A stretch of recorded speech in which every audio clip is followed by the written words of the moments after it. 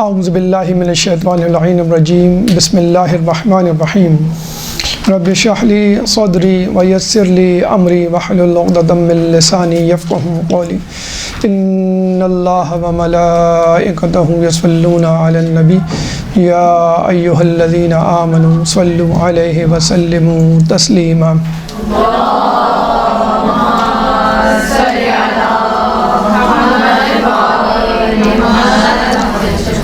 گو کہ 15 شعبان گزر چکی اور ماہ شعبان اپنی آخری تاریخوں کو چھو رہا ہے، لیکن اس کے باوجود گلستان زہرا کا آخری پھول اور اس کی آمد سے پیدا ہونے والی خوشبو آج بھی ابھی تک ہمارے ذہنوں کو معطر کیے ہوئے ہیں۔ ولادت ہو چکی، اب ظہور کا انتظار ہے۔ اس ظہور کے انتظار کے حوالے سے منتظرین تو بلا شبہ مستعد اور چوکنا ہو کے بیٹھے ہوئے ہیں، لیکن جو غافل افراد ہیں وہ بھی ظہور سے پہلے کی علامات جو ایک ایک کر کے پوری ہو رہی ہیں، ہر علامات کے پورے ہونے پر متوجہ ہو جاتے ہیں۔ چنانچہ ظہور سے پہلے کے جو حالات اس دنیا میں رونما ہوں گے ان سے آگاہی بہت ضروری ہے، تاکہ ہم اپنی تیاریوں کو مزید تیزی سے منطقی انجام تک پہنچائیں۔ اور اس لیے بھی ضروری ہے کہ ہم غیبت کے دور میں رہ رہے ہیں، اور غیبت کے دور میں بھی یوں سمجھ لیجئے آخری دور 1190 سال امام کی ولادت کو ہو چکے ہیں۔ اب نہ جانے کتنے سال باقی ہیں، لیکن بظاہر علامات سے یہی لگ رہا ہے کہ امام کا ظہور قریب ہے۔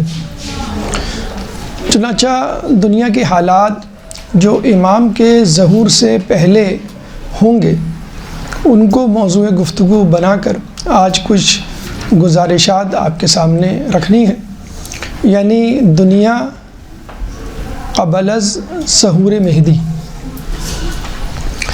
لیکن اس سے پہلے کہ ہم ان حالات کی طرف جائیں جو کہ بالترتیب 7 مراحل پر ہم نے منظم کیے ہیں، یعنی انفرادی حالات، معاشرتی حالات، معاشی حالات، مرد و زن کے حالات، سیاسی حالات، قدرتی حالات اور دینداروں کے حالات۔ ان 7 مراحل پہ انشاءاللہ گفتگو ہماری ایک کے بعد ایک ہوگی، لیکن ضروری ہے کہ ہم اپنے موضوع کو واضح کرنے کے لیے اور اپنی بات کو واضح طور پر پہنچانے کے لیے ایک مقدماتی گفتگو آپ کے سامنے پیش کریں کہ جس میں علامات، ان کی افادیت، اقسام اور خود حکم الہی ان علامات سے متعلق کیا ہے۔ پھر اس کے بعد شرائط ظہور جو اکثر علامات کے ساتھ تضمن کر کے مشتبہ کر دی جاتی ہیں، اور پھر آخر میں ان دونوں کے درمیان فرق۔ تو آئیے سب سے پہلے مقدماتی گفتگو میں حالات یا علامات کے حوالے سے گفتگو کرتے ہیں۔ علامات یعنی وہ واقعات، حالات اور حادثات جو ظہور مہدی سے پہلے پیش آئیں گے۔ ان کی 2 اقسام ہیں، حتمی علامات اور غیر حتمی علامات۔ حتمی علامات یعنی جن کے بعد امام کا ظہور حتمی ہے، مشروط ہے ان علامات سے کہ یہ علامات ہوں گی تو ہی امام آئیں گے۔ 5 سے 10 کے درمیان ان کی تعداد ہے۔ جبکہ غیر حتمی علامات کے بارے میں کہا جاتا ہے کہ وہ علامات، وہ واقعات، حوادث، قدرتی ماحول کے جس کے بعد امام کی آمد، امام کا ظہور حتمی نہیں ہے، مشروط نہیں ہے، ہو سکتا ہے ہو سکتا نہ ہو، کیونکہ اس کے بعد مزید حتمی علامات باقی ہوں گی۔ غیر حتمی علامات کچھ روایات کے مطابق 1000، کچھ روایات کے مطابق 10 اور کچھ روایات کے مطابق 29,000 29,000۔ علماء اکرام اس بات پر متفق ہیں کہ غیر حتمی علامات تقریباً پوری ہو چکی، یا چند ایک بس باقی ہیں، جس کے بعد حتمی علامات کا دور شروع ہونے والا ہے۔ غیر حتمی علامات کے حوالے سے اگر ہم قرآن مجید کو مد نظر رکھیں تو 2 آیات اس میں ہماری رہنمائی کرتی ہوئی نظر آتی ہیں۔ سورہ آل عمران آیت نمبر 137۔ سورہ آل عمران قرآن کا تیسرا سورہ ہے، چیپٹر 3 ورس نمبر 137۔ اللہ تعالیٰ فرماتا ہے فَسِیرُوا فِی الْأَرْضِ فَانظُرُوا کَیْفَ کَانَ عَاقِبَةُ الْمُکَذِّبِینَ، کہ تم دنیا میں گھومو پھرو اور دیکھو کہ اللہ نے جھوٹوں کے ساتھ کیا انجام کیا، یا جھوٹوں کا کیا انجام ہوا۔ یعنی مومن کا گھر سے نکلنا، چاہے وہ کسی سبب ہی کیوں نہ ہو، عبرت اور سبق حاصل کرنے کے لیے بھی ہونا چاہیے، بلکہ اس دنیا میں آنے کا مقصد ہی عبرت اور سبق حاصل کرنا، آس پاس کی کائنات، آس پاس کے ماحول، آس پاس کے لوگوں کو دیکھ کر اس سے اپنی ذمہ داریوں کو اخذ کرنا اور اصل واقع، اصل شخصیت اور اصل امر کی طرف متوجہ ہونا۔ اس کے بعد سورہ فصلت آیت نمبر 53۔ سورہ فصلت قرآن کا 41واں سورہ ہے، چیپٹر 41 ورس نمبر 53۔ اللہ تعالیٰ فرماتا ہے سنوریہم آیاتنا فی الآفاق وفی انفسہم حتی یتبین لہم انہ الحق۔ عربی زبان میں مستقبل کے لیے 2 حروف استعمال ہوتے ہیں، سین اور صوفہ۔ سین مستقبل قریب کے لیے اور صوفہ مستقبل بعید کے لیے۔ سنوریہم ان قریب ہم تمہیں دکھا دیں گے آیاتنا اپنی آیات، اپنی نشانیاں، فی الآفاق وفی انفسہم، ان قریب ہم انہیں دکھا دیں گے اپنی نشانیاں، فی الآفاق آفاق میں اور خود ان کے نفوس میں، حتیٰ یتبین، حتیٰ کہ واضح ہو جائے گا کہ وہی حق ہے، ان کے لیے واضح ہو جائے گا کہ وہی حق ہے۔ حتیٰ یتبین لہم انہ الحق۔ امام سے جب اس آیت کی تفسیر کے بارے میں پوچھا گیا تو امام نے کہا فی الآفاق کا مطلب ہے امام زمانہ کے ظہور سے پہلے فتنے و فساد جو دنیا میں رونما ہوں گے۔ فی انفسہم یعنی دشمنان اہل بیت کے چہروں کا مسخ ہو جانا، جو کہ ایک علامت ہے امام کے ظہور سے پہلے رونما ہوگی۔ اور حق یعنی انہ الحق کہ وہی حق ہے، حق سے مراد خود امام زمانہ اور ان کا ظہور ہے۔ تو اس کا مطلب یہ ہوا کہ اللہ تعالیٰ امام کے ظہور سے پہلے اپنی کچھ نشانیاں، کچھ علامات، کچھ حجتیں متعین کرے گا، جس کے بعد آخری نشانی، آخری حجت اس دنیا میں آئے گی۔ اب یہاں ایک سوال پیدا ہوتا ہے کہ علامات کی ضرورت کیوں پیش آئی؟ حوادث، واقعات جو ہزاروں کی تعداد میں ہیں، اللہ تعالیٰ نے کیوں رکھے؟ تو ایک تو یہ ہم نے کہا کہ عبرت، اگر ہم ایک لفظ بھی جمع کریں تو عبرت حاصل کرنے کے لیے۔ اب یہ عبرتیں مختلف لوگوں کے لیے مختلف ہو سکتی ہیں، یعنی اگر کوئی نا امید ہے تو اللہ اس کو یہ نشانیاں دکھلا کر اس کے اندر ایک امید کی کرن پیدا کر دے گا۔ اگر کوئی امید لگا کر بیٹھا ہوا ہے کہ ہاں امام آئیں گے، تو اس کے ایمان کو مزید تقویت ملے گی، ایک کے بعد ایک کے بعد آیات دے کر وہ مزید اس کا ایمان مضبوط ہوگا۔ پھر اگر وہ مومن ہے، یعنی امید سے بھی ہے اور مومن بھی ہے، اس کا ایمان اوروں کی نسبت مضبوط ہے، تو ان نشانیوں کو دیکھ کر اس کے اندر احساس ذمہ داری پیدا ہوگا کہ ہاں اب مجھے کرنا کیا ہے، یقین کی منزل پر میں فائز ہو چکا، اب مجھے کرنا کیا ہے۔ پھر اس دوران ایسے لوگ بھی ہوں گے کہ جو غیر مومنین ہوں گے، جن کو امام کی معرفت نہیں ہوگی، ان کو متوجہ کرنا اور ان کے لیے تبلیغ دین کا ذریعہ ہوں گی یہ علامات، کہ جب وہ لوگوں سے پوچھے گا کہ بھئی یہ علامات کس حوالے سے اس کو بتایا جائے گا، امام زمانہ کے حوالے سے اس سے سنا ہوا تو ہوگا، لیکن اس کے ذہن میں وہ حقیقی خاکہ، وہ حقیقی معرفت نہیں ہوگی جو ہمارے ہاں ہے، تو وہ حقیقی معرفت تک پہنچے گا۔ چنانچہ یہ علامات ایک طرح سے تبلیغ دین کا ذریعہ ہے غیر مومنین کے لیے، کہ جن کے دل نرم ہیں اور وہ متوجہ اور قبول کرنے کی صلاحیت رکھتے ہیں امامت کے نظریے کو۔ پھر اس کے بعد وہ لوگ جو منکرین ہیں، جو نہیں مانتے امام کی شخصیت اور امام کے فریضے اور امام کے بعد جو دنیا میں تبدیلی رونما ہوگی، ان کے لیے حقانیت کا ذریعہ ہے، بتلانے کے لیے اللہ تعالیٰ کہ حق اس طرف ہے اور تم جس طرف ہو وہ باطل کا میدان ہے، باطل کا مورچہ ہے۔ پھر آخر میں دشمنان امام یا دشمنان اہل بیت کہ جن کو ماننا ہی نہیں ہے، نہیں مانتے ہیں اور نہ ماننا ہے، صم بکم عمی فہم لا یرجعون کے مصداق، تو ان کے لیے ہیبت کا ذریعہ ہے۔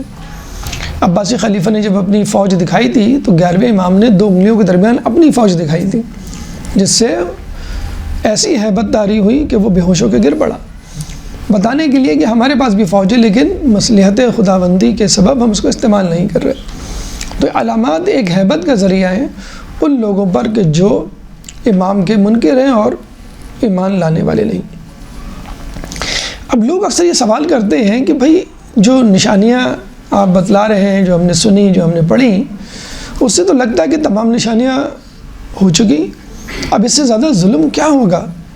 حدیث میں جو آیا ہے کہ وہ دنیا کو عدل سے اس طرح بھر دیں گے جیسے وہ ظلم سے بھری ہوئی ہوگی، تو ظلم اب کتنا ظلم ہوگا؟ اب تو ہو چکی۔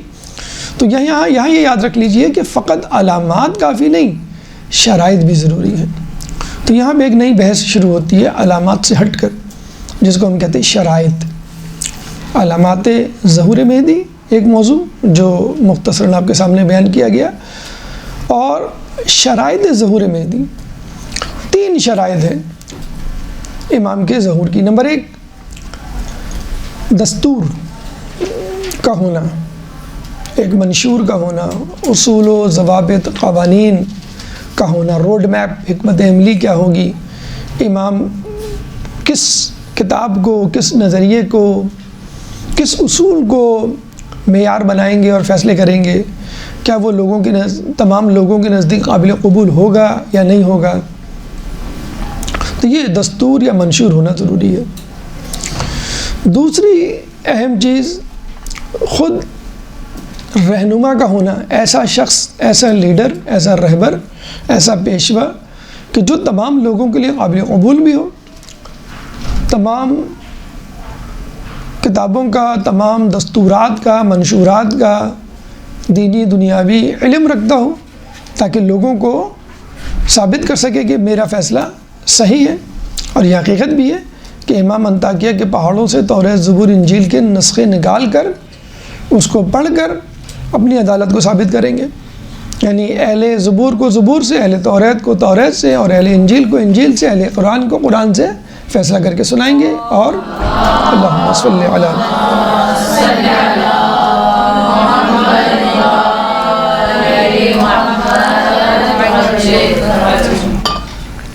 تو امام میں یہ صلاحیت ہے، اور یہ بھی ایک شرط ہے جو کہ پوری ہے۔ تیسری شرط وہ شرطیں جو ابھی پوری نہیں ہوئی، جانثاران امام اگر ہیں تو تیار نہیں، اور ہیں ہی نہیں، ابھی پیدا ہی نہیں ہوئے، جن کے بارے میں کہا جاتا ہے کہ وہ امام کی غیر مشروط حمایت اور مدد کریں گے، اس طرح کے جان ہتھیلی پہ رکھ کر ان کے ساتھ چلیں گے اور مرتے دم تک ان کا ساتھ نہیں چھوڑیں گے۔ روایتوں میں اولین لشکر کی تعداد 313 اور جو دوسرا مؤخر لشکر ہوگا اس کی تعداد 10,000 ہے۔ یعنی جب امام کا ظہور ہوگا تو 313 ان کے ہاتھوں پر بیعت کریں گے خانہ کعبہ میں، پھر وہ انتظار کریں گے مزید 10,000 کی کمک اور لشکر کا، جب وہ 10,000 کا لشکر پہنچ جائے گا امام کے پاس مکے میں، تو 10,313 کی تعداد میں لوگوں کے ساتھ مکے سے خروج کریں گے، اور پھر سفیانی اور پھر دجال اور پھر تمام واقعات، پھر حکومت مہدی کا قیام عمل میں لایا جائے گا۔ تو 3 میں سے 2 شرائط ابھی پوری نہیں۔ جانثاران کی تیاری جو کہ خود ہمارے اوپر منحصر ہے کہ ہم کتنے تیار ہیں، ذہنی طور پہ، جسمانی طور پہ، روحانی طور پہ۔ امام تیار ہیں، منشور قرآن کی صورت میں موجود ہے۔ غیر حتمی علامات تقریباً پوری ہو چکی ہیں، جو ہم بیان ابھی انشاءاللہ کریں گے مختصراً اختصار کے ساتھ، تو آپ کو اندازہ ہو جائے گا۔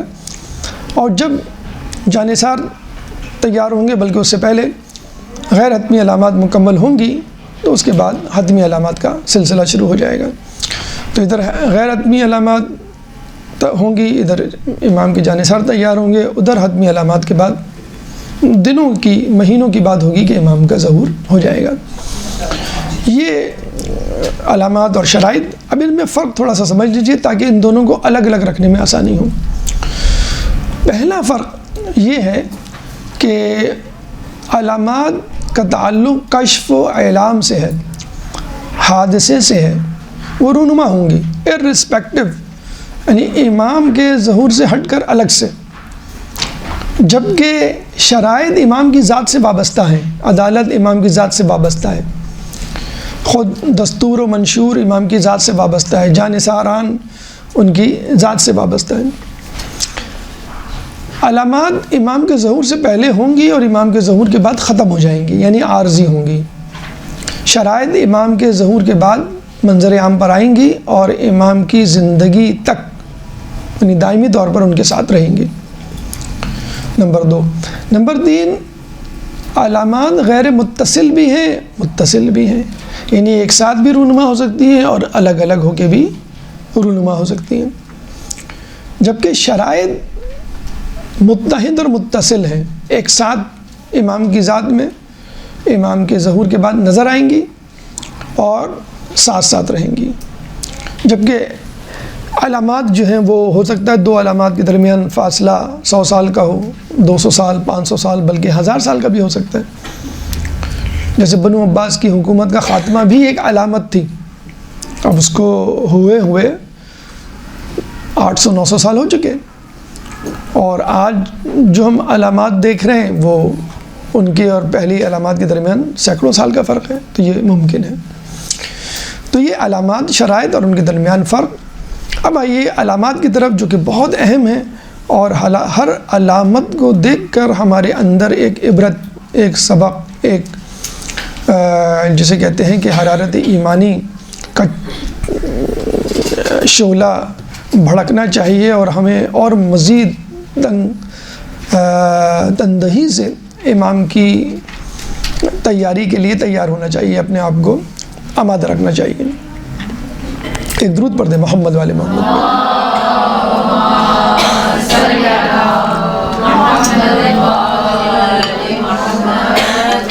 اچھا، تمام گفتگو پرنٹ آؤٹ کی فارم میں موجود ہے، PDF کی فارم میں، پچھلی مرتبہ شاید ہم دینا بھول گئے تھے، معذرت۔ تو آج کی گفتگو اور اس سے پہلے جو 2 دروس ہوئے اس کی گفتگو، تینوں کی PDF انشاءاللہ کل یا میکسیمم پرسوں آپ تک واٹس ایپ میسیج پہ پہنچ جائے گی۔ اگر آپ لکھنا چاہیں تو اچھی بات ہے، نہ لکھنا چاہیں تو کوئی ایسا مذاہبہ نہیں۔ ایک مرتبہ اور درود پڑھ دیں محمد والے۔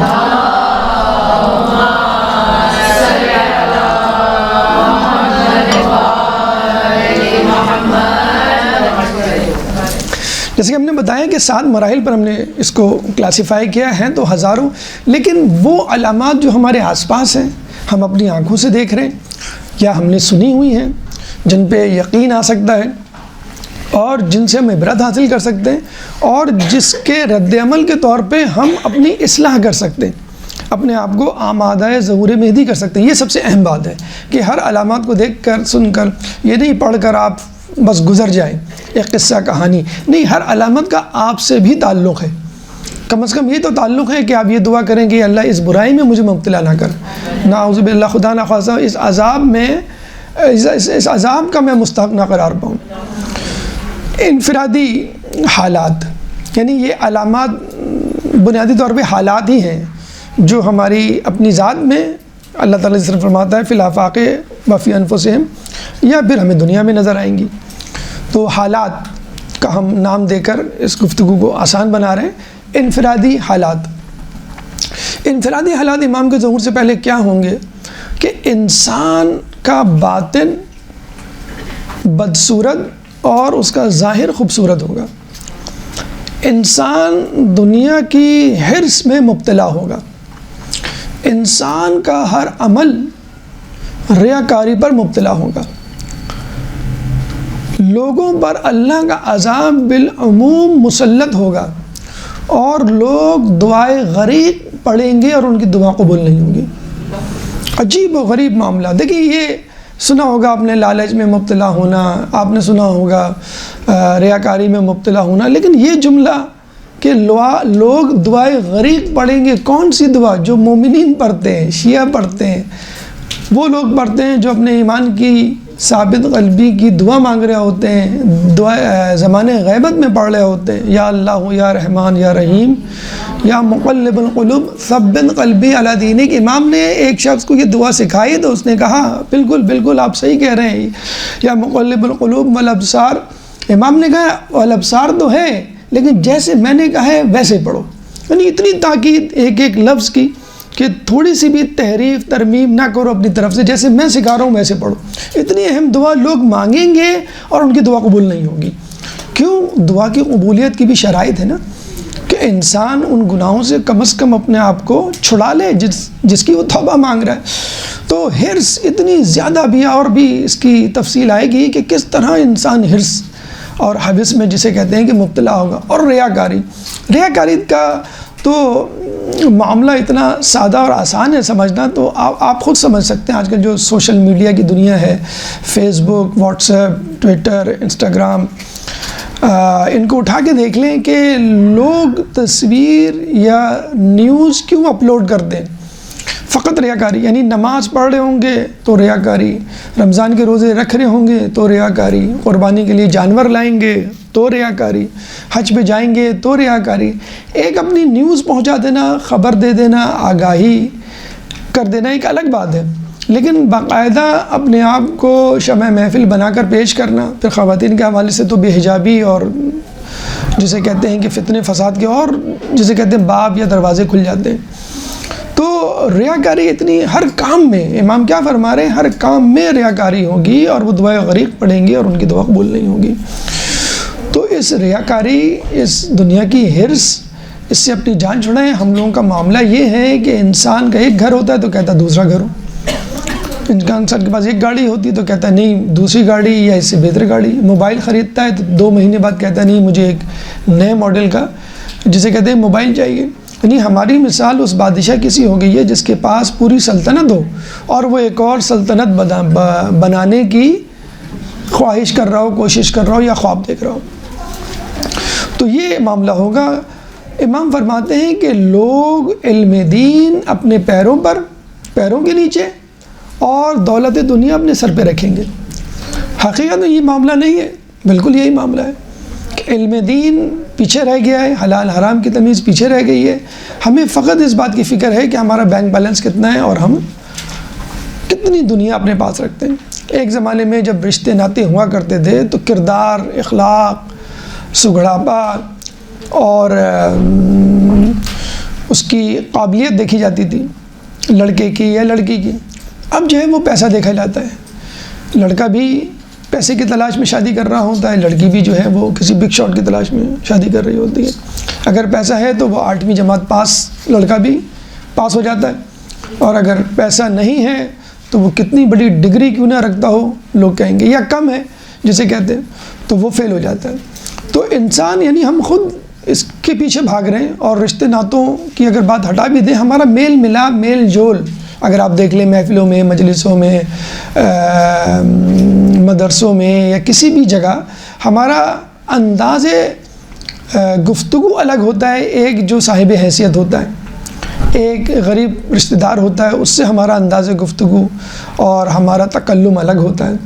تو یہ انداز آپ کا رویہ بتلا رہا ہے کہ آپ خود دنیا کی حرص میں مبتلا ہیں اور ان لوگوں کو رال ٹپکا کے دیکھ رہے ہیں، ان لوگوں کی دولت بھی نظر ہے کہ جو صاحب حیثیت ہیں۔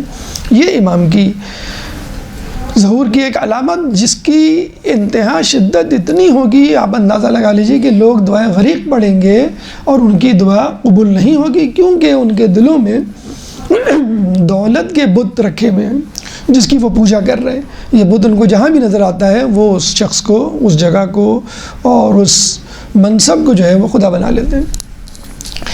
اس کے بعد ایک عجیب حدیث اور بہت ہی معنی خیز حدیث کہ جس میں رسول اپنے صحابی سے فرماتے ہیں کہ تم لوگوں کا کیا حال ہوگا کہ جب تم لوگ امر بالمعروف و نہی عن المنکر چھوڑ دو گے، یعنی نیکی کا حکم کرنا چھوڑ دو گے اور برائی سے روکنا چھوڑ دو گے۔ تو اصحاب نے فرمایا کیا ایسا بھی ہوگا؟ رسول نے کہا شر، نعم شر من ذالک، کیوں نہیں، اس سے بھی زیادہ بدتر ہوگا۔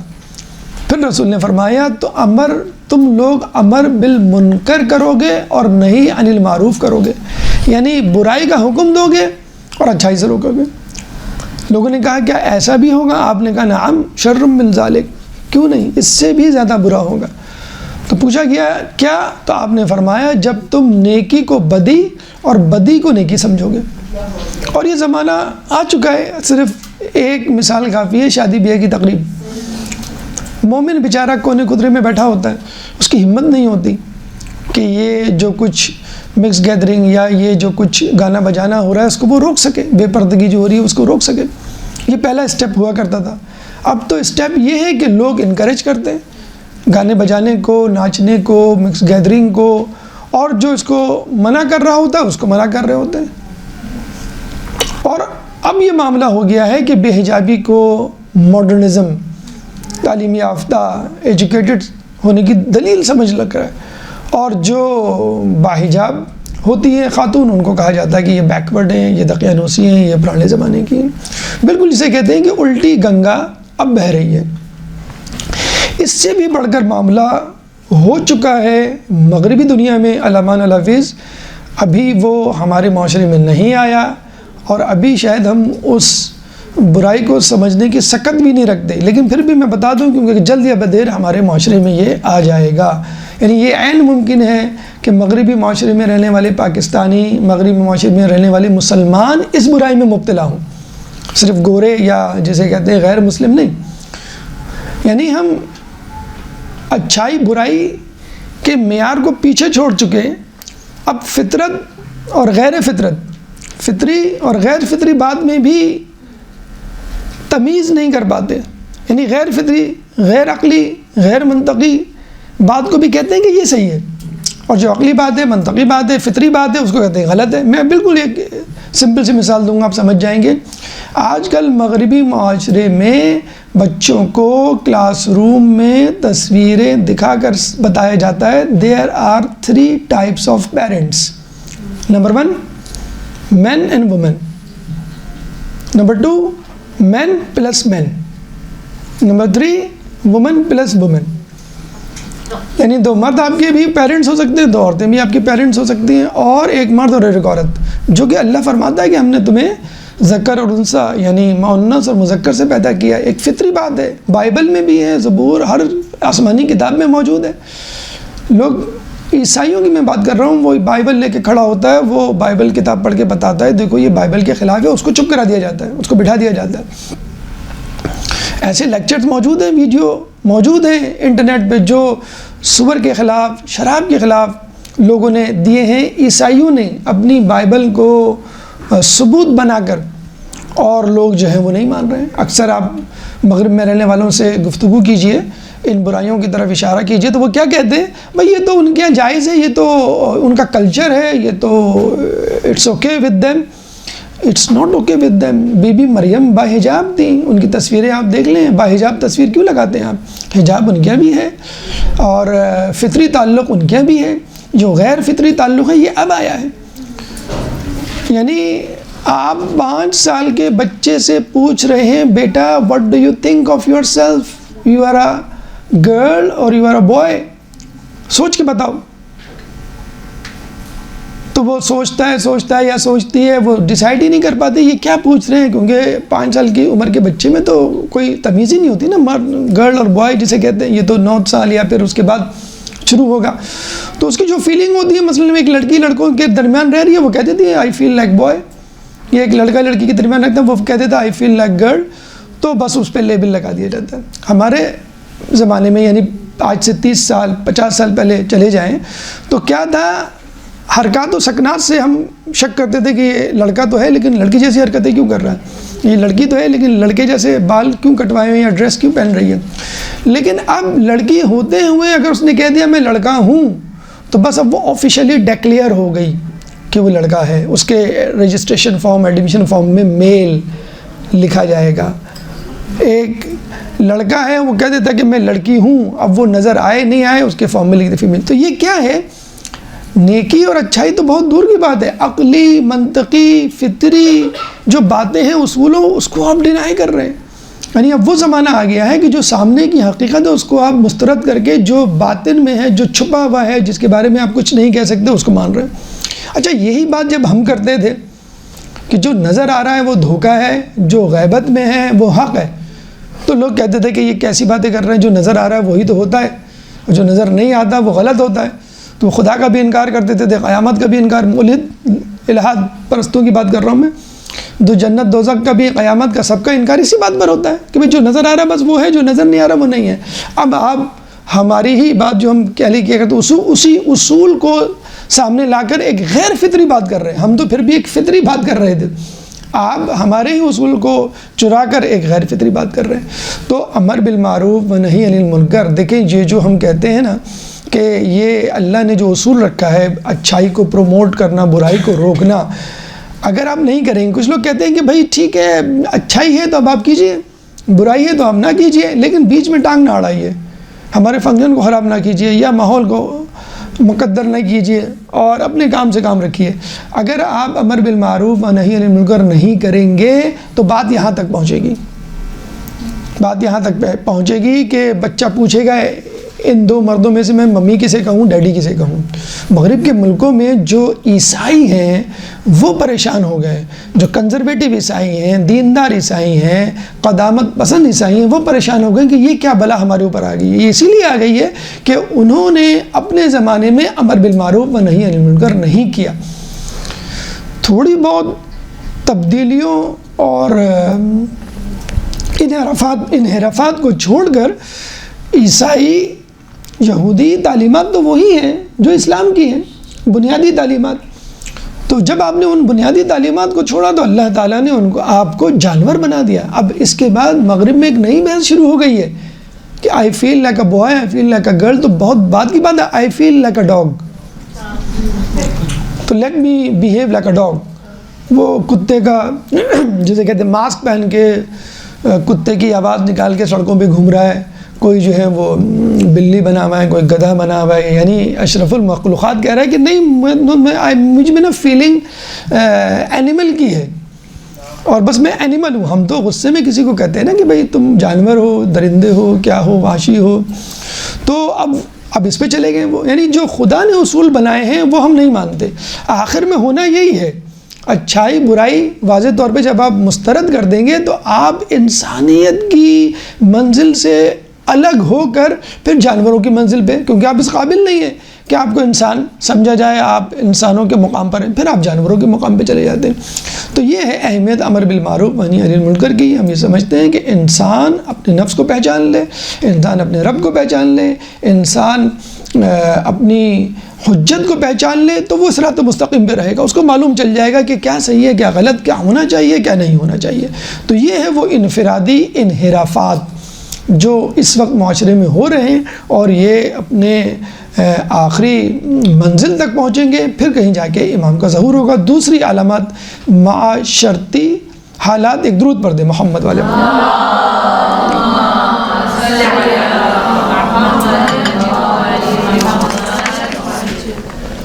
دیکھیں معاشرتی حالات میں سب سے پہلے جو حدیث منتخب کی گئی ہے وہ ہے بے مروتی. امام فرماتے ہیں کہ فقر و فاقہ شدید ہوگا اور لوگ بے مروت ہو جائیں گے اور ایک دوسرے کو نہیں پوچھیں گے۔ اصحاب کو یہ تو سمجھ میں آ گیا، فقر واقع ہوگا، لوگوں نے اصحاب نے کہا کہ یہ جو آپ نے کہا لوگ ایک دوسرے کو نہیں پوچھیں گے، اس سے کیا مطلب ہے؟ تو امام فرماتے ہیں کہ ایک آدمی دوسرے آدمی سے ملنے کے لیے جائے گا تو وہ اس طرح خندہ پیشانی اور اخلاق سے نہیں پیش آئے گا جس طرح پہلے پیش آتا تھا۔ اب یہ حالات ہو گئے کہ نہیں؟ آپ 20 سال 30 سال پہلے چلے جائیں، لوگ دروازے پہ دستک دیا کرتے تھے اور پتہ چلتا کہ چچا آئیں، پھپھو آئیں، خالہ آئیں، ویلکم کر کے ان کو بٹھاتے تھے اور زبردستی رات کو روک بھی لیا کرتے تھے، نہیں ہے بس آپ کل جائیں گے آپ۔ اب کوئی آ جائے، ارے آپ اس وقت آپ میسیج تو کر دیتے تھے، کیوں وہ ہم سے نکل رہے تھے، چلے خیر اب آپ آ گئے تو چھوڑیں۔ اور کھانے کے وقت کوئی آ جائے تو بھئی یہ عجیب آدمی ہے، ان کو پتہ نہیں ہے کھانے کے وقت آدمی پہلے سے آئے، بتا کے آئے۔ پہلے شادی بیاہ کی تقریب میں ہمیں اپارٹ فرام گناہ اور یہ لوگ ہفتے ہفتے ٹھہرتے تھے شادی کے گھرانوں میں، ہفتے ہفتے، اور پتہ نہیں کس طرح کھانا پینا یہ سب پورا ہو جاتا تھا۔ خدا نخواستہ کوئی بارش ہو جائے، خدا نخواستہ کوئی طوفان، کوئی مصیبت، کسی کی جاب چھوٹ جائے تو 10 فون آ جاتے تھے، خیریت تو ہے، کیا ہو گیا، کوئی پرابلم، کچھ چاہیے تو بتا دینا۔ بلکہ لوگ گھر آ کے پیسے ہاتھ میں زبردستی پکڑا کے جاتے تھے۔ شادی کا سن لیں، بیٹے کی شادی ہونے والی، خصوصی طور پر بیٹے کی شادی ہونے والی ہے تو لوگ گھر میں پیسے پکڑا کے جاتے تھے۔ یہ ہماری طرف سے کوئی مسئلہ نہیں ہے، جب چاہے دے دینا اور نہیں ضرورت ہو تو واپس کر دینا، لیکن ہماری طرف سے لوگ اب تو لوگ ڈرتے ہیں پوچھتے ہوئے، اب پوچھ لیا انہوں نے کہہ دیا ہاں ضرورت ہے تو کیا ہوگا۔ تو بہتر یہ ہے کہ خاموش رہو، جب وہ کہیں گے کوئی میسیج کریں گے تو ہم دیکھیں گے، اور جب وہ پوچھیں گے تو بھی ہم اس طرح یا مانگیں گے تو ہم اس طرح مدد کریں گے جو بالکل ایک اپنے آپ کو خود پریشان ظاہر کرنا کہ میں تو خود آپ سے مانگنے والا تھا مثلا۔ تو حالات اتنے زیادہ دگرگو ہو گئے۔ اور اچھا دوسری بات یہ ہے کہ حرص کی بھی تو کوئی لمٹ نہیں ہے، آدمی کے پاس سب کچھ بھی ہے، آپ کسی کو بھی فون کر کے کہتے ہیں آپ کو 1,00,000 2,00,000 روپے چاہیے، نہیں ویسے ہی آپ دے دیے گا، میرے پاس پڑے بینک میں رکھوانا نہیں چاہ رہا میں، گھر میں چوری کا خطرہ تو آپ رکھ لیں، دے دیے گا۔ آپ ویسے بھی میں نے سنا آپ نے کاروبار وغیرہ شروع کیا، وہ فوراً لینے کے لیے تیار ہے، کوئی یہ نہیں، پہلے لوگ منع کر دیا کرتے، نہیں بھی مجھے کیا ضرورت ہے، میرے پاس سب کچھ ہے۔ پہلے امیر غریب کی دوستیاں ہوا کرتی تھیں، دوستوں میں ایک امیر ہوتا تھا ایک غریب ہوتا تھا، لیکن مجال ہے غریب جو ہے وہ کنکھیوں سے بھی اس کی گاڑی کی چابی کو دیکھ رہا ہو، موبائل کو دیکھ رہا ہو، یا اس کے بینک بیلنس کے بارے میں پوچھ رہا ہو یا قرید رہا ہو۔ آج پہلی اور دوسری ملاقات میں جو ہے وہ لوگ قریدنے لگتے کہ کس کے پاس کیا ہے، کیا منصب ہے، کیا تعلقات ہیں، کتنا پیسہ ہے، تاکہ میں فائدہ اٹھاؤں۔ ایک تو یہ مسئلہ ہو گیا، اور پھر غریبوں کا بھی یہی حال ہے، خدا نخواستہ کہ اگر کسی نے کسی کی مدد کر دی تو گویا وہ اس نے اس کو انڈر لائن کر لیا کہ 2 دن بعد، 1 مہینے بعد کبھی بجلی کا بل بھیج دیا، کبھی جو ہے وہ گیس کا بل بھیج دیا، کبھی بچے کی فیس کا واؤچر بھیج دیا کہ یہ آیا ہوا ہے، کیا کریں، مجبوری ہے۔ ٹھیک ہے کچھ معاملات واقعی صحیح ہوتے ہیں اور کچھ معاملات میں لوگ جو ہے وہ زبردستی، یقین کریں اتنی ایک ایسی زبردست حدیث ہے اگر اس پہ ہم عمل کر لیں تو کوئی غریب نہ رہے۔ ایک شخص رسول کے پاس آیا، کہنے لگا رسول مجھے ایک ایسی نصیحت کریں جو فقط دنیا کے لیے ہو، دین کے لیے نہیں۔ بعض اوقات ہوتا ہے نا، ہمارا بھی دل چاہ رہا ہوتا مولانا صاحب بہت دنیا کی باتیں ہو، دین کی باتیں ہو، دنیا کی بھی باتیں کر لیا کریں کبھی کبھی کہ دنیا بھی تو دیکھنی ہے، تو رسول کی وہ بھی باتیں سن سن کر وہ بس ٹھیک ہے آخرت مل جائے گی، دنیا کے لیے تو کچھ بتائیں کہ میری دنیا سنور جائے۔ تو رسول نے کہا کہ کبھی کسی سے کچھ مانگنا نہیں۔ اب یہ ایک ایسی چیز ہے کہ اگر آپ اس پہ عمل کرنا شروع کر دیں تو دیکھیں گزر بسر نا، وہ جو فٹ پاتھ پہ سو رہا ہے اس کی بھی ہو جاتی ہے، نہ اس کے پاس گھر ہے نہ اس کے پاس گاڑی ہے، بلکہ گاڑی سے کچھ لے جانے کا امکان ہے، وہ وہیں مڈیر پہ سو رہا ہوتا ہے۔ ایک روٹی اس کو وہ ویسی مل جاتی ہے، آپ کو تندور والے کے پاس کھڑے ہو جائیں، جلی ہوئی روٹیاں، آدھی پکی ہوئی روٹیاں، تو گزارا سب کا ہو جاتا ہے۔ بس مسئلہ یہ ہے کہ ہم اپنے نفس، اپنی شرائط، اپنی خواہشات، اپنی ضروریات کو بڑھا چڑھا کر بیان کر کے پھر کہیں کہ بھئی یہ میری ضروریات ہیں، یہ میرے جسے کہتے ہیں کہ فیکٹ وہ ہیں زندگی گزارنے کے عوامل، ان کے ساتھ میں زندگی گزاروں گا ورنہ نہیں۔ تو کہنے کا مقصد یہ ہے کہ انسان اتنا بے مروت ہو جائے گا کہ لوگوں سے گفتگو بھی ڈھنگ سے نہیں کرے گا، یعنی جتنی خندہ پیشانی سے اب آپ دیکھ لیں 10 سال پہلے چلے جائیں آپ. جو خاندانوں میں، رشتہ داروں میں، بھائیوں میں، بھائی بہنوں میں جو روابط تھے، جو میل ملاپ تھا، جو مسکراہٹ تھی، وہ ختم ہوتی جا رہی ہے. جن کے پاس کچھ آ گیا ہے وہ کھنچ گئے، دور چلے گئے. واٹس ایپ اور انٹرنیٹ کے آنے کے باوجود بھی جو ہے وہ تعلق رکھنا پسند نہیں کرتے. دوسری اہم چیز حفظ مراتب کی کمی کے عنوان سے آپ دیکھ سکتے ہیں. مثلا چھوٹے بڑوں کا احترام نہیں کریں گے اور بڑے بچوں سے شفقت سے پیش نہیں آئیں گے. حتیٰ کہ یہ بھی لکھا ہوا ہے روایات میں کہ بچے اپنے والدین، اولاد اپنے والدین کو گالیاں تک دے گی. آج کل کم از کم یہ جملہ تو آ گیا ہے کہ امی آپ تو ہر بات سے مجھے منع کرتی ہیں، آپ نے مجھے سکھایا کیا ہے، یا ابو آپ نے ہمیں دیا کیا ہے، فلاں دوست کے پاس یہ ہے، فلاں دوست کے پاس فیسلٹیز ہیں، ترقی کر گیا ہے، گاڑی ہے، اس کے پاس جو ہے وہ فلاں ٹیوٹر سے پڑھ رہا ہے، فلاں اسکول میں اس نے ایڈمیشن لے لیا ہے، فلاں ڈریس پہنتا ہے، فلاں برانڈ استعمال کرتا ہے. تو یہ بات تو اب تک آ گئی ہے کہ اب آپ نے دیا کیا ہے. اور بیچارہ باپ انہی بچوں کی باتوں کو سن کر پھر حرام کی تلاش میں نکل پڑتا ہے اور پھر حرام کی ریل پیل سے دنیا چل رہی ہوتی ہے. ایدی صاحب سے کسی نے پوچھا کہ آپ کی زندگی کا کوئی ایسا واقعہ جو اب نہ بھلا سکے ہوں. تو انہوں نے کہا ایک دفعہ مجھے کہیں سے فون، پوش علاقے سے فون موصول ہوا کہ آپ فوراً پہنچ جائیے، تدفین کرنی ہے. میں بھاگا ایمبولینس لے کے پہنچا. میں سمجھا پتہ نہیں کوئی حادثہ ہوا ہے، کیا ہوا ہے کہ جو فوری تدفین کرنی ہے. تو پتہ چلا کہ ایک بنگلہ تھا، اس کا گیٹ بند تھا، باہر میت رکھی ہوئی تھی، جنازہ رکھا ہوا تھا، اور سامنے ٹیکسی کھڑی ہوئی تھی جس پہ کوئی فیملی بیٹھی ہوئی تھی. جیسی ایمبولینس رکی، گاڑی سے ایک مرد اترا اور کہا کہ ان کی تدفین کرنی ہے اور فوراً کرنی ہے اور گھر میں کوئی بھی نہیں ہے، ہم بھی جا رہے ہیں. تو جیسے ہم نے پوچھا آپ کون ہیں؟ کہیں گے میں ان کا بیٹا ہوں. کہیں آپ کہاں جا رہے ہیں؟ کہیں میری فلائٹ ہے اور میں زیادہ رکا تو میری فلائٹ مس ہو جائے گی. کہیں یہ ہوا کیا تھا، کوئی حادثہ؟ کہیں نہیں حادثہ نہیں، بیماری تھی، ہاسپٹل میں تھے. ابھی وہ بتا ہی رہے تھے کہ ٹیکسی سے ایک نسوانی آواز آئی، ارے چلو گے بھی یا ساری کہانی یہیں آج ہی سنانی ہے تم کو. تو وہ کچھ پیسے ہاتھ میں رکھ کے بٹوے سے نکال کر وہ صاحب چلے گئے. تو یہ ہمارے کراچی کا واقعہ ہے. بچے آتے ہیں باہر سے، ماں باپ کو دیکھتے ہیں، باپ بیمار ہیں، ہاسپٹل میں ایڈمٹ ہے، کچھ دیر رکتے ہیں، وفات پانے کا انتقال نہیں ہوتا، چلے جاتے ہیں. میری چھٹیاں ختم ہو گئی، جاتی خبر آتی ہے انتقال ہو گیا، کہ اب تو چھٹیاں ختم ہو گئی، اب میں نہیں آ سکتا، دفنا دینا. ایک بیٹا، ایک بیٹی، بیٹا جو ہے باہر کے ملک میں انجوائے کر رہا ہے، لش لائف گزار رہا ہے، ماں بیمار، کبھی باپ بیمار، بیٹی بیچاری بار بار اپنے سسرال سے آ کے ماں باپ کو دیکھ رہی ہے، ہاسپٹل لے کے جا رہی ہے، ہاسپٹل میں ٹھہر رہی ہے. بیٹا جو ہے وہ، تو ایک زمانے میں لوگ اپنی جابس، اپنا کیریئر ختم کر کے آ جاتے تھے کہ نہیں مجھے اپنے ماں باپ کے ساتھ رہنا ہے، مجھے اپنے باپ کے ساتھ رہنا ہے، مجھے اپنی بوڑھی ماں کے ساتھ رہنا ہے.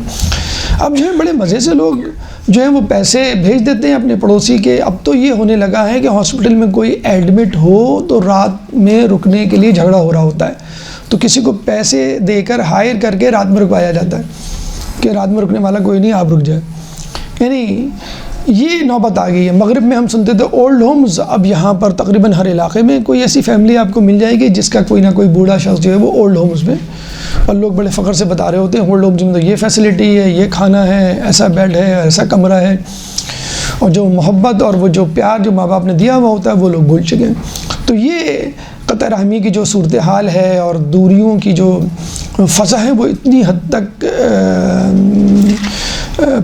پھیل چکی ہے، جو کبھی ہم مغرب میں سنا کرتے تھے وہ ہمیں اب اپنے معاشرے میں نظر آ رہا ہے. دھوکہ دہی، چیٹنگ، فراڈ، کرپشن، یہ تو ہم پاکستانی بہت واقف ہیں اس لفظ سے. دھوکہ دہی اتنی عام ہو جائے گی کہ جھوٹے کی تصدیق ہوگی اور سچے کی تکذیب ہوگی. مکار مقرب ہوں گے اور رو بیضہ بولنے لگے گا. لوگوں نے پوچھا رو بیضہ کیا ہے؟ تو امام نے فرمایا پست اور کمینہ وہ شخص جس کو نہیں بولنا چاہیے وہ بولے گا. آپ دیکھ لیے کہ حقیقت ہے کہ نہیں. جو دوست بول رہے ہیں، جو سوشل میڈیا بول رہے ہیں، بچے وہ سن رہے ہیں، وہ دیکھ رہے ہیں. اگر ماں یا باپ بچے کو کوئی پوسٹ یا ویڈیو بھی بھیج دیتے ہیں نا تو 2 دن بعد پوچھتے ہیں سوری میں نے تو چیک ہی نہیں کی، میں نے تو دیکھا ہی نہیں آپ نے کیا بھیجا. اور دن بھر آپ فیس بک، انٹرنیٹ اور واٹس ایپ پہ لگے ہوئے ہوتے ہیں. کیوں؟ آپ کو اپنے دوستوں کی باتوں پر یقین ہوتا ہے. ماں باپ کوئی بات بتا رہے ہوتے ہیں تو آپ کہتے ہیں یہ تو پرانے وقتوں کی باتیں ہیں، اب یہ نہیں چلتا. یعنی وہ سچ بتا رہے ہوتے ہیں، وہ ہمدردی بتا رہے ہوتے ہیں، وہ ایمانداری کا درس دے رہے ہوتے ہیں، میں یہ اب سب نہیں چلتا. تو سچے کی یعنی استاد بتا رہا ہو کوئی بات، یا علماء بتا رہے ہوں، بزرگ بتا رہے ہوں، گھر کے والدین، تو وہ نہیں سننا دوستوں کی سوشل میڈیا پہ جو آنے والی جھوٹ سچ باتیں. اور یہ جو بات ہے کہ مکاروں کو تقرب ہوگا، یہ تو آپ پاکستان کی سیاست سے آپ بالکل واقف ہیں. جو مکار ہیں، عیار ہیں، بلکہ آپ انٹرنیشنل پالیٹکس بھی آپ دیکھیں، جو مکار لوگ ہیں وہ زیادہ آپ کو گورنمنٹ میں انوالو ہوں گے، مینیپولیشن سازشیں کرتے ہوئے. وہ الگ بات ہے، ہمارے مکار فوراً ایکسپوز ہو جاتے ہیں، ان کے مکار جو ہے وہ 10 سال بعد 20 سال بعد بتاتے ہیں کہ ہم نے یہ کیا فلاں ملک میں، اور یہ غلط کیا اور ہمیں نہیں کرنا چاہیے تھا. پھر پست شخص یا وہ شخص جو نااہل ہو وہ بولنے لگے گا. یعنی جس موضوع پر، جس ماحول میں، جس شخص کے سامنے بات کرنی چاہیے کسی اہل کو، وہ نہیں کرے گا. یعنی مجمع میں ایک ڈاکٹر بیٹھا ہے، طب کا مسئلہ کوئی آ جائے تو اس کو بولنا چاہیے، وہ نہیں بولے گا. کوئی ایک عام آدمی کھڑے ہو کے میں نے تو یہ کیا تھا، یہ ہو گیا. آپ محفلوں میں آپ دیکھ لیتے ہیں، دینی مسئلے پر کوئی بات ہو، کوئی مسئلہ پوچھا جائے، ہر شخص بولنا شروع کر دے گا. جو عالم ہے وہ بیچارہ خاموش رہے گا. یعنی ایک جگہ ہم بیٹھے، ایک صاحب نے پیٹ کی خرابی کی بات کی، سامنے ایک شخص بیٹھے ہوئے تھے، وہ ان کو بتانے لگے یہ کریں یہ کریں یہ کریں. ہم جو ہے وہ ٹیبل ٹینس کی بال کی طرح پنگ پونگ ادھر دیکھ رہے ہیں، پھر ادھر دیکھ رہے ہیں. میں نے کہا یار یہ what the hell, what's going on. یعنی سامنے ایک ڈاکٹر بیٹھا ہوا ہے، ایک پیشنٹ ہے، اور وہ اس کا دوسرا کویک ہے.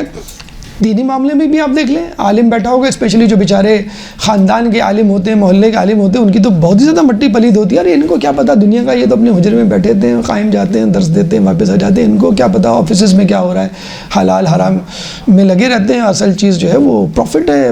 کمپنی پروڈکشن چاہتی ہے، کمپنی سیل چاہتی ہے، کمپنی جو منافع چاہتی ہے. تو اچھا، ایک جو ضروری ہے کرنا وہ یہ کہ جس کو نہیں بولنا وہ بولنے چاہیے. میں جو مثالیں ہیں، اب کامیڈینز آ گئے جو ویڈیو کلپس بنایا کرتے تھے کسی زمانے میں، وہ پوڈ کاسٹ کر رہے ہیں. اور اب آپ دیکھیے گا، ان کو کوئی شخص بلائے گا، وہ ان کی پوڈ کاسٹ میں انٹرویو لے رہا ہوگا اور مسائل پر گفتگو ہو رہی ہوگی. جو متعلقہ لڑکی ہے، یعنی جس کو طلاق دی ہوئی ہے، وہ آ کے شادی کی ٹپس دے رہی ہوگی، کامیاب شادی کی ٹپس. اور بڑے ہی اہتمام سے جو طلاق یافتہ ہیں، دوسری شادی والے ہیں، یا جن کی شادیاں ناکام ہوئی ہیں، وہ آ کے، یعنی ابھی ہمارے کرکٹ بورڈ میں ایک شخص کو نومینیٹ کر دیا گیا تھا جو کسی زمانے میں اس میں سٹے بازی میں ملوث تھا، تو بڑی مشکل سے اس کو جو اتارا گیا تھا. تو مکاروں کو تقرب حاصل ہوگا جس کو نہیں بولنا چاہیے. ہمارے یہاں زیادہ تر اینکر آپ دیکھ لیجئے، کیا ڈگری، کیا کوالیفیکیشن، چلے چھوڑیں وہ بھی نہیں، کوئی علم، کوئی نالج، کوئی بیک گراؤنڈ تو ہونا چاہیے آپ کا. بس سیاستدانوں کو بلا کر مرغے کی طرح ان دونوں کو لڑوایا جاتا ہے. اس کی پول پٹی، اس کی سیکرٹ، اور وہ کھول کے آپ کم از کم پاکستان میں کیا سائنسدان نہیں ہیں، مر گئے؟ پاکستان میں کیا کوئی فلاحی کام کرنے والے نہیں ہیں؟ پاکستان میں کیا علماء نہیں ہیں؟ پاکستان میں کیا کسی نے کوئی کارہا انجام نہیں دیا باہر کی یونیورسٹی میں یا کالجز میں؟ ان کو بلا کے کیوں نہیں کرتے؟ تو جن کو نہیں بولنا ہے وہ بولتے ہیں. محفلوں میں بھی آپ کو ایسے خواتین، ایسے مرد حضرات آپ کو مل جائیں گے، آپ موضوع چھیڑتے ہیں، بس جن کو بولنے کا شوق ہوتا ہے وہ ضرور اپنی ٹانگ اڑاتے ہیں اور اپنی بات، اپنا مدعا اور اتنے وثوق سے کہہ رہے ہوتے ہیں، اور یہ کہہ کے سب سے پہلے تو وہ چپ کرا دیتے ہیں. میں اندر کی بات بتا رہا ہوں، میرے تو ڈائریکٹ تعلقات ہیں، میں نے تو فلاں سے ڈائریکٹ بات کی ہے، میں تو آغا سستانی مجتہد سے مل کر آیا ہوں، میں نے خود ان سے کیا. اب ظاہر سی بات ہے، نہ کوئی ان کے پاس پروف ہے، نہ کوئی وہ ہے. میری تو میرا فلاں دوست ہے، وہ ڈائریکٹ ان سے مل کر آیا، میرے اس سے بڑے اچھے تعلقات ہیں اور ان کے ان سے بڑے اچھے تعلقات ہیں. تو یہ سب جسے کہتے ہیں نا سینہ بسینہ باتیں چل رہی ہیں، جو اوتھینٹک ہے، جو تصدیق جس کی کرنی چاہیے، سچا آدمی ہے اس کی تکذیب کی جا رہی ہے، جو جھوٹا ہے اس کی تصدیق کی جا رہی ہے. تو دھوکہ دہی والا ماحول ہوگا. بے راہ روی اتنی بڑھ جائے گی کہ کہتے ہیں کہ موسیقی بہت عام ہوگی، حتیٰ کہ حرمین شریفین تک موسیقی پہنچ جائے گی، اور وہاں پہ موسیقی کے آلات جو ہیں وہ بجنے ہوں گے. موبائل کی صورت میں کم از کم یہ پہنچ چکے. اور جس تیزی سے مسجد نبوی میں ہم نان مسلمز کی تصویریں موبائل پہ، ویڈیو پہ اور یہ انسٹاگرام اس پہ دیکھ رہے ہیں، سوشل میڈیا پہ، لگ رہا ہے کہ اب وہ برائیاں غیر مسلم تو پہنچ گئے ہیں، جو غیر مسلموں سے یہ برائیاں ہیں کم از کم وہ 2030 سٹی تو تیار ہونے کے قریب ہے، وہ کتنی برائیاں وہاں تک پہنچیں گی اب یہ آپ جان سکتے ہیں۔ نشے والی چیزیں سر عام بکا کریں گی۔ آج سے 3 سال 4 سال پہلے کینیڈا میں ماریوانا، بھنگ، چرس انلیگل تھا، وہاں حلال حرام کو تو کانسیپٹ نہیں، انلیگل تھا۔ اب وہاں پہ لیگلائز ہو گیا ہے۔ لیگلائز ہو گیا یعنی کہ آپ آفیشیلی جا کر دکان سے کہہ سکتے ہیں مجھے 100 گرام بھنگ دے دیں، ہاں میں بھول گیا ابو نے بھی منگائی تھی 50 گرام ان کے لیے بھی دے دیں، کیونکہ اب تو لیگلائز ہو گئی نا، اب ابو بھی پی سکتے ہیں، امی بھی پی سکتی ہیں، بچے بھی پی سکتے ہیں، سب مل کے مونگ پھلی کی طرح مونگ پھلی لا کر سب سٹے لگائیں گھر میں بیٹھیں جسے کہتے ہیں۔ تو کینیڈا جیسے ملک میں انلیگل تھی، غلط تھی، حرام تھی گویا، اور وہ اب حلال ہو گئی ہے وہ چیز۔ مطلب وہی بات ہے نا، امر بالمعروف و نہی، نیکی کو بدی اور بدی کو اتنی عادت ہو جائے گی کہ تم لوگ نشے کی حالت میں نماز پڑھا کرو گے۔ چلیں وہ دوسرے پی رہے ہیں تو چلیں ٹھیک ہے، ان کے تو لیگل انلیگل کا ایشو ہوتا ہے، حرام حلال کا فرض کر لیں نہیں ہوتا ہے، پھر نہ ہونا تو ان کے بھی چاہیے انجیل کے حوالے سے، لیکن نماز پڑھنے کا کیا مطلب ہے؟ خود مسلمان اس لت میں اتنا ہی مبتلا ہوں گے۔ آج آفیسز میں جا کے دیکھ لیں، سافٹ ویئر ہاؤسز میں دیکھ لیں، اسپیشلی جو راتوں کو کھلے رہتے ہیں، لڑکیوں تک کی خبریں آئی ہیں کہ وہ بھنگ پینا انہوں نے شروع کر دی ہے، ایڈکشن شروع کر دی۔ یونیورسٹی آپ چلے جائیں وہاں پہ آپ کو جو ہے پتہ چل جائے گا۔ یعنی ایک دفعہ ہمیں لیکچر کے لیے بلایا گیا، ہم ایک یونیورسٹی کے بڑے قابل قدر اور مستند ڈپارٹمنٹ میں گئے۔ جیسے ہی ہم گھسے، بڑے عرصے بعد کسی کالج میں یونیورسٹی میں ہم نے داخلہ، جیسے ہی ہم گھسے وہاں پر لڑکا لڑکی بات کر رہے تو باقاعدہ گالیوں میں بات ہو رہی تھی، یعنی لڑکا بھی گالیاں دے رہا تھا اور وہ لڑکی بھی، وہ بھی بھاری بھرکم گالیاں، وہ گھروں میں دی جانے والی گالیاں نہیں۔ تو اتنی بے حیائی بے روی ہو جائے گی، منشیات اتنی عام ہو جائے گی، لوگ نشے کی حالت میں نماز۔ اچھا ولید بن عبد الملک کے بارے میں تو آپ سن ہی چکے، جو بنو امیہ کا وہ تھا کہ نشے کی حالت میں اس نے 2 رکعت نماز فجر کی پڑھانے کی بجائے 4 رکعت پڑھا دی، اور پھر پیچھے مڑ کے کہا اور پڑھاؤں۔ تو جب آپ نے ایسے وہ برداشت کر لیے حکمران، تو پھر آپ بھگتیے آپ کے آس پاس بھی، کیونکہ what ever goes around comes around, یعنی جو ماحول میں ہو رہا ہے تو وہ آپ کو آگے لگتا ضرور ہے۔ اگر فلو پھیلا ہوا ہے اور آپ بے دھڑک نکلے ہیں اور کوئی پریکاشن نہیں لیں، وہ آپ کو بھی لگے گا۔ آپ یہ کہیں کہ بھائی مجھے کچھ نہیں ہوگا، تو وہ برائی آپ کو بھی آگے لگے گی۔ تو بے راہ روی، بے مروتی، حفظ مراتب کی کمی، دھوکہ دہی بالکل عام ہوگا۔ تیسرا، معاشی معاملات جو سب سے زیادہ خطرناک حالات میں شمار ہوتے ہیں، سورہ بقرہ کی آیت نمبر 155 156، وَلَنَبْلُوَنَّكُمْ بِشَيْءٍ مِّنَ الْخَوْفِ وَالْجُوعِ وَنَقْصٍ مِّنَ الْأَمْوَالِ وَالْأَنفُسِ وَالثَّمَرَاتِ وَبَشِّرِ الصَّابِرِينَ الَّذِينَ إِذَا أَصَابَتْهُمْ مُصِيبَةٌ قَالُوا إِنَّ لِلَّهِ وَإِنَّا إِلَيْهِ راجعون۔ وَلَنَبْلُوَنَّكُمْ، ہم تمہیں بالضرور، لام تاکید، نون تاکید ثقیلہ، 3 تاکیدات، انگلش میں شوڈ ہوتا ہے، مسٹ ہوتا ہے، لیکن اس میں 3 تاکیدات، انگلش میں مسٹ کے اوپر کچھ نہیں ہوتا، 3 تاکیدات ہیں۔ ہم تمہیں بالضرور آزمائیں گے، تھوڑی سی بھوک اور تھوڑے سے خوف، بشیء من الخوف والجوع ونقص من الاموال والانفس والثمرات، اور مالوں میں کمی، ثمرات میں کمی، اور خوف، جانوں میں کمی، یعنی قتل کے خوف سے جانوں میں کمی۔ اور اس کے بعد وبشر الصابرین الذین اذا اصابتهم مصیبہ، اور بشارت ان لوگوں کے لیے جب کوئی مصیبت آتی ہے تو کہتے ہیں ہم اللہ کی طرف سے ہیں، اللہ کی طرف جائیں گے۔ تو امام سے جب اس کی تفسیر پوچھی گئی تو امام نے خوف کے حوالے سے سلاطین کا نام لیا، بادشاہوں کا نام لیا، بنو امیہ، بنو عباس مثلا، کہ جن کی وجہ سے اہل بیت کے چاہنے والے ہمیشہ پریشانی مشکل میں رہتے تھے۔ امام کو تو زہر دیا ہی جاتا تھا، امام کو تو قتل کیا ہی جاتا تھا، لیکن اس سے پہلے امام کے چاہنے والوں سے بات شروع کی جاتی تھی، ان کو ڈرایا دھمکایا جاتا تھا، پھر امام زادوں تک بات آتی تھی، پھر امام کے گھر پہ دھاوا بولتے تھے، اور پھر امام کو زہر دیا جاتا تھا۔ تو یہ خوف، جان کا خوف، ناموس کا خوف، یہ تو مطلب رسول کے بعد سے علی کے چاہنے والوں، اہل بیت کے چاہنے والوں کے سر پہ منڈلا رہا ہے اور مسلسل چلا آ رہا ہے۔ تو امام کا کہنا ہے کہ تم لوگ آزمائے جاؤ گے، خوف سے، بھوک سے، ثمرات میں کمی سے، جانوں کے خوف سے، قتل کیے جانے سے، اور مطلب یہ آزمائشیں ہوں گی۔ اور آزمائشوں کے بعد جو لوگ ثابت قدم رہے کہ ہم اللہ کی طرف سے ہیں، اللہ کی طرف جانا ہے، ان کے لیے بشارت. تو امام نے کہا بشارت کا مطلب ظہور مہدی ہے، کہ جو لوگ اپنی با استقامت میں لغزش نہیں آنے دیں گے ان کے لیے ظہور مہدی کی خوشخبری ہے.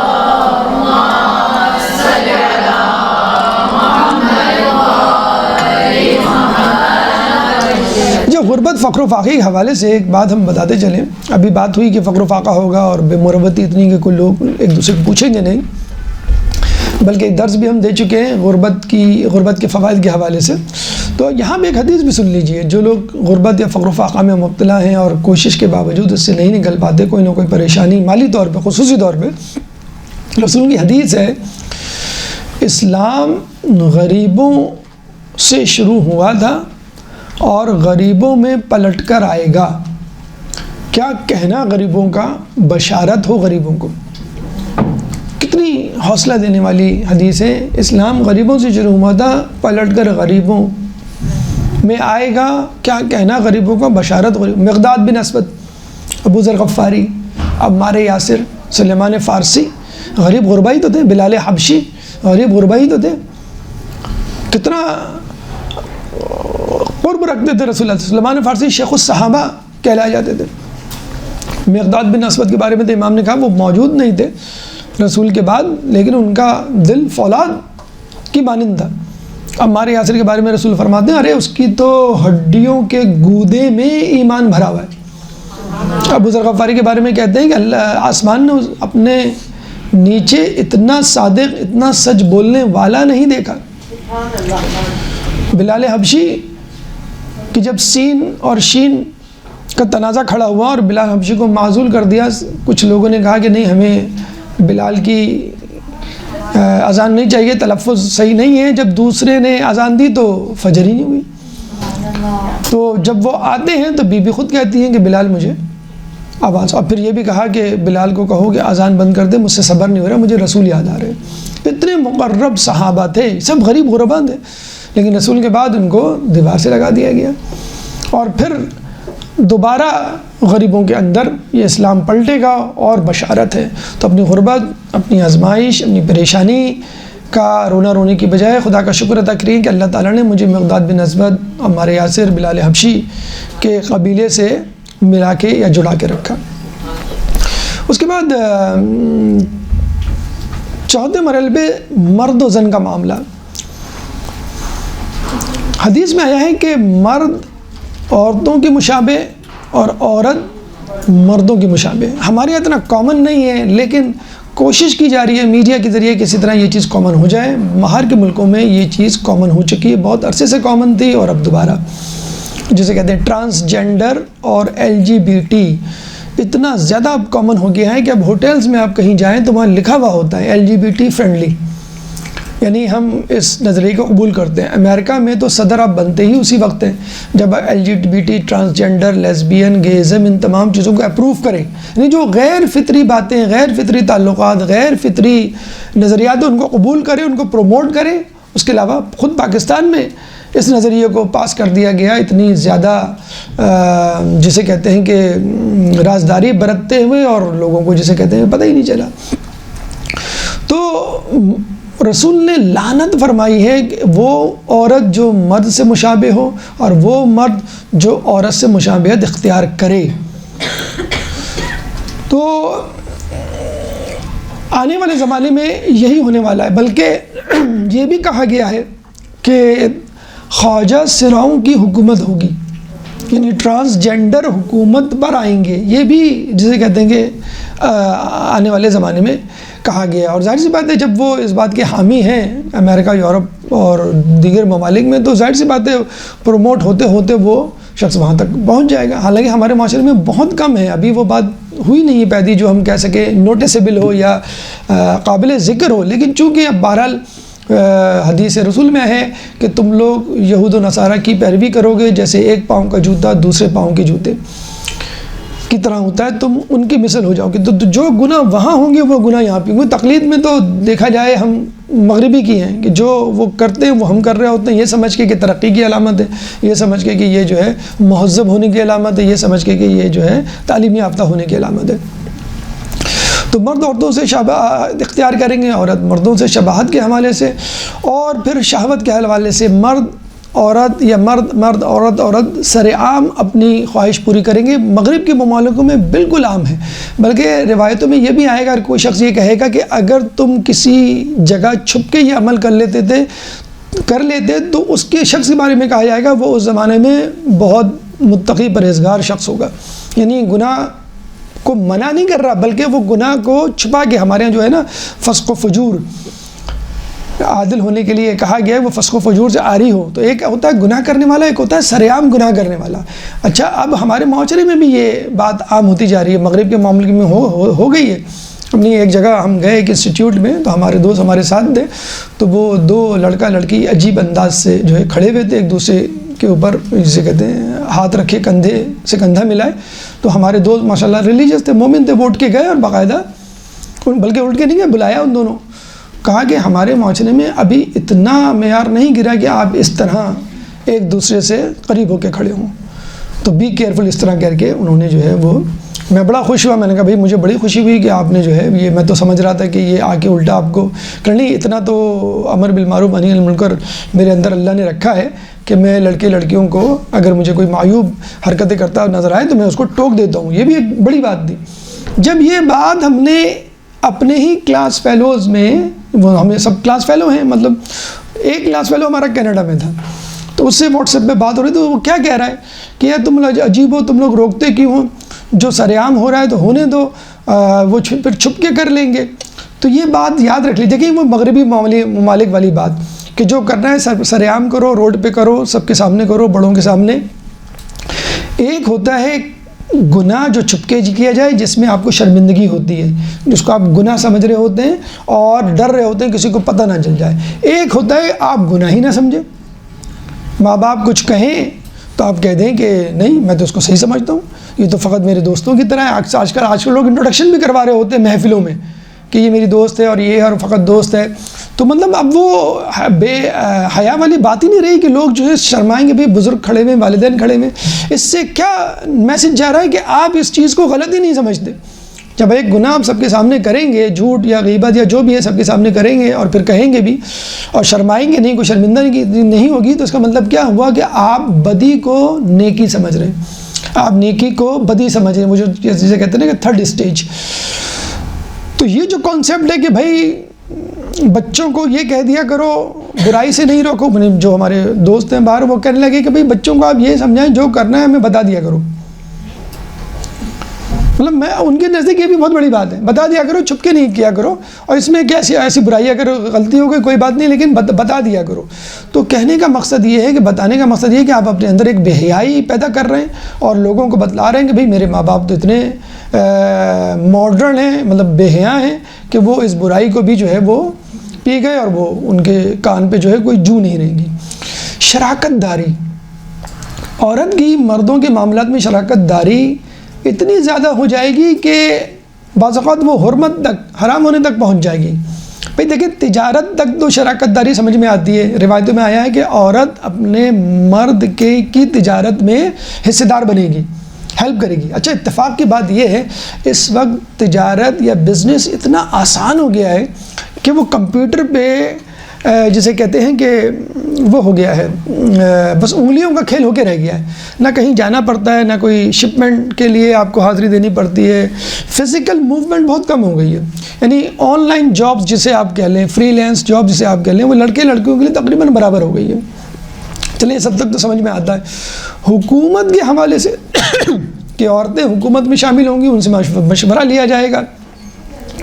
ہمارے یہاں حکومت اور قضاوت مردوں کے لیے، عورتوں کے لیے نہیں ہے.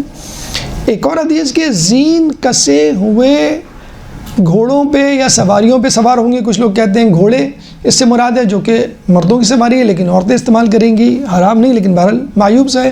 آج کل آپ گاڑی کہہ سکتے ہیں، ٹھیک ہے کسی حد تک جائز ہے، لیکن اگر آپ کے پاس آپشن ہے تو آپ کی کوشش یہی ہوتی ہے کہ میرا ہسبینڈ یا میرے والد جو ہے یا اگر ڈرائیور موجود ہے کوشش یہ کی جاتی ہے کہ مرد کے ہاتھ میں ہو، تو لیکن ممانعت نہیں ہے، بلکہ امام خمینی سے کسی نے پوچھا کہ آپ جو انقلاب لا رہے ہیں وہ تو بڑا سخت گیر ہوگا، بہت ہی پرانا منظرنامہ ہوگا، تو آپ کے انقلاب میں کیا عورتوں کو ڈرائیونگ کی اجازت ہوگی؟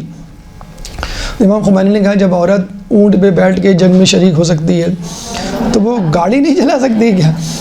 تو اس حد تک تو کوئی ایسی قباحت نہیں ہے، لیکن حکومت کے معاملے میں مطلب حکومت میں شریک ہونا، پھر معاملہ اس سے آگے جائے گا کہ عورتیں مردوں کی محفلوں میں بے حجابانہ شریک ہوں گی، یعنی مکس گیدرنگ جسے کہتے ہیں۔ اسے کہتے ہیں کہ جو لوگ ڈرتے ہیں بچیوں کو یونیورسٹی بھیجتے ہوئے، جاب پہ بھیجتے ہوئے، وہ اسی آخری سٹیج پہ ڈر رہے ہوتے ہیں۔ آج کل آپ زیارات کا حال دیکھ لیں، زیارتوں میں کیا ہونے لگا ہے، آہستہ آہستہ شروع میں حجاب بہت سخت ہوتا ہے، شروع میں تھوڑا سا تحفظات کا مظاہرہ ہوتا ہے، لوگ الگ الگ ہوتے ہیں، آخری دنوں میں حجابات ختم ہو جاتے ہیں۔ کراچی ایئرپورٹ پہ تو لگ رہا ہے اب کہ نیو یارک کے ایئرپورٹ پہ کھڑے ہیں جب آپ پہنچتے ہیں، اتنی زیادہ مکسنگ اور مکس گیدرنگ ہو جاتی ہے، اور لوگ کہتے ہیں کہ بھئی ٹھیک ہے ہم پہلے بھی تو ایک ہی ایروپلین میں آئے تھے، ہم ساتھ بیٹھے ہوئے تو کیا ہے۔ تو یہ جو مکس گیدرنگ ہے جس میں مردوں کے حال عورتوں کے حال مردوں کو پتہ چلے، لیکن نماز میں بھی مرد عورت ساتھ ہوتے ہیں، لیکن آپ اس کو مکس گیدرنگ نہیں کہہ سکتے۔ جو ادب و آداب ہوتا ہے، یعنی مرد آگے ہوتے ہیں اور عورتیں پیچھے ہوتی ہیں۔ اس وقت آپ خواتین بیٹھی ہوئی ہیں، میں یہاں بیٹھا ہوں، لیکن جو انداز ہے دیکھنے والا اس کو مکس گیدرنگ نہیں کہے گا۔ تو مکس گیدرنگ یا مخلوط محفلیں امام کے ظہور سے پہلے عام ہوں گی، اور اس کے بارے میں ہم بتا چکے کہ جو بیچارہ وہاں موجود ہوگا وہ اس کو روک نہیں پائے گا، اس ڈر سے کہ میں کسی طرح تضحیک کا یا مذاق کا نشانہ نہ بن۔ ایک درود پڑھ دے محمد والے محمد۔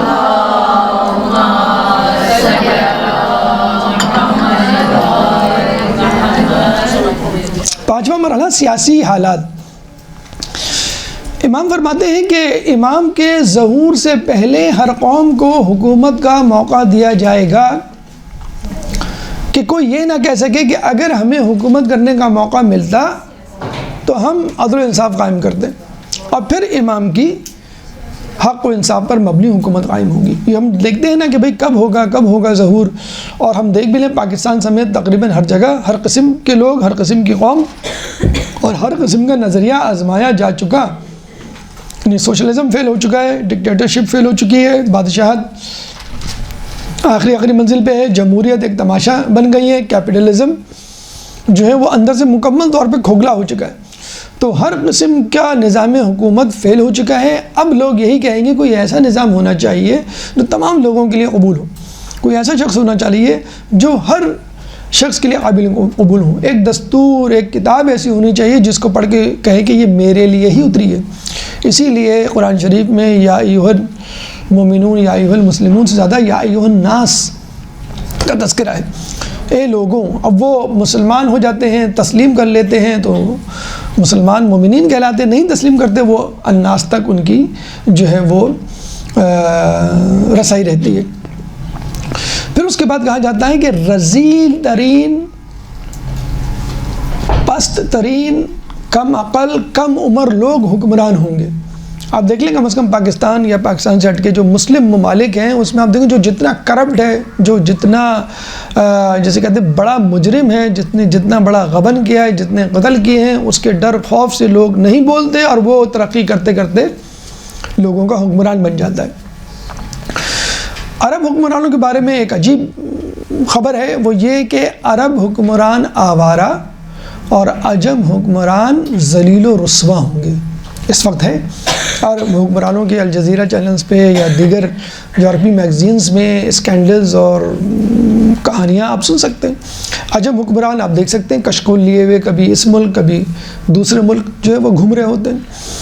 اور جو اہم ترین بات ہے کہ امام عربوں کے دشمن ہوں گے، ان کی سزا ان کے نزدیک قتل ہوگی، اور ایسا لگے گا کہ وہ کسی کو بھی زندہ نہیں چھوڑیں گے۔ امام کے دشمنوں میں کثیر تعداد عربوں کی ہوگی، یہ ایک عجیب بات ہے۔ امام ظہور کر کے شیبہ نامی قبیلے کے فرد کو قتل کریں گے، ہاتھ کاٹیں گے یا قتل کریں گے، کہیں گے تم ہی خائن ہو۔ تو جو لوگ یہ تصور کر رہے ہیں کہ اسلام عربی بولنے والوں کا مذہب ہے، قرآن عربی میں ہے، رسول اللہ عربی بولتے تھے، تو یہ جان لیں کہ وہی لوگ دیکھیں، یہ کوئی اچھمبے حیرت انگیز بات نہیں۔ یہودی آئے تھے مدینے میں رسول کے انتظار میں کہ آخری نبی آئے گا، جب رسول آ گئے تو کہا یہ تو عربی ہے، یہ تو ہاشمی ہے، یہ تو قریش سے ہے، یہ تو ہمارے قوم اور ملت سے نہیں، انہوں نے انکار کر دیا۔ عامر نامی یہودی سردار نے رسول اللہ کو قتل کرنے کی سازش کی تھی، اور پھر وہی یہودی خیبر میں رسول کو مارنے کے لیے آ گئے۔ وہی یہودی اس وقت مسلمانوں کے سب سے بڑے دشمن بنے ہوئے ہیں، تو یہ وہی یہودی ہیں جو رسول کا انتظار کر رہے تھے، تو وہ رسول کی طرف سے، اللہ کی طرف سے آخری حجت کو کیسے برداشت کر لیں گے؟ دجال کے اولین ساتھیوں میں یہودی شامل ہوں گے، لیکن یہ حیرت انگیز بات نہیں، اس سے حیرت انگیز بات یہ ہے کہ یہودیوں کے ساتھ اعرابی عرب لوگ جو جاہل گوار ہوتے ہیں، عرب ان کی پشت پناہی کریں گے، جو 2030 سٹیزن بننے جا رہا ہے، اور جو غزہ کی جنگ سے پہلے نتھی ہو گئے تھے لوگ، اب تھوڑے سے دور ہو گئے ہیں عرب اور یہود۔ تو اس سے اندازہ ہو جانا چاہیے کہ امام کے دشمنوں میں یہودیوں کے بعد اعرابی جاہل عرب جو ہے وہ آپ کے دشمن ہوں گے۔ حکمران رذیل ترین، فاسق، پست، کم عقل، کم عمر، اور وہ لوگ جن کو دولت کی ہوس ہوگی، اس کے نتیجے میں جنگیں ہوں گی، اور ایسی جنگیں جس میں دنیا کی 1/3 آبادی ماری جائے گی، اس کے بعد 1/3 آبادی بیماری سے، جو شاید یا یقیناً ایز اے سائیڈ ایفیکٹ جو اکثر ہوتا ہے first world war, second world war کے بعد جو وبائیں پھیلی تھیں، وبا پھیلے گی، اس سے مر جائیں گے، یعنی 2/3 امام کے ظہور سے پہلے مر جائیں گے۔ کسی نے کہا یا امام پھر تو کچھ نہیں بچے گا، تو امام نے کہا کیا تم نہیں چاہتے جو بچے گا اس میں تم شامل ہو؟ یعنی مومنین کی کثیر تعداد بچ جائے گی جنگ میں اور وبا میں مارے جانے سے، اور وہ کثیر تعداد مومنین کی 1/3 میں موجود ہوگی، اور انشاءاللہ اس 1/3 کے لوگ جو ہے امام کے ظہور میں امام کی مدد کریں گے۔ امام